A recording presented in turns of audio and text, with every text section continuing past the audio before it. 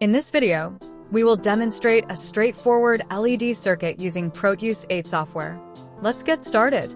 First, open the Proteus 8 application.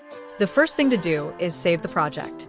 This will help preserve your content in case the system shuts down due to any mistakes.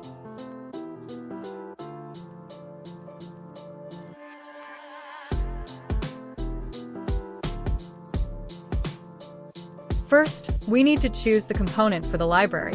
Click on the P button and then we will first obtain the battery. You will see multiple options and we need to select the battery multi-cell. Next, we will get the LED light bulb, where we should choose the animated LED model blue. You can pick any color.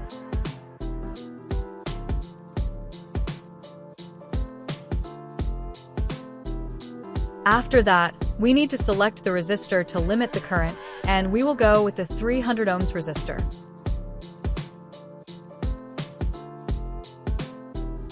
Finally, we need to select the switch.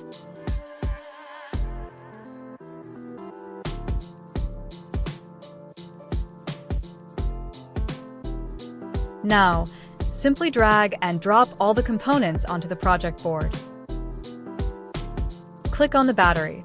We need to restrict the voltage since we will only be using one LED, which requires just 5 volts of power.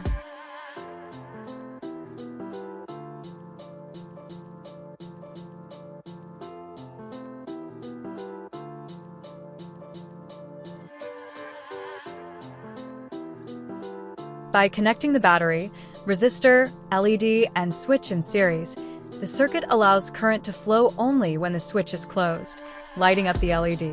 The resistor is included to limit current and protect the LED, ensuring safe and efficient operation.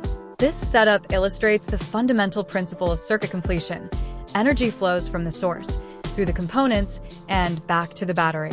The project highlights how basic components, power source, load, control, and protection work together to form a functional circuit.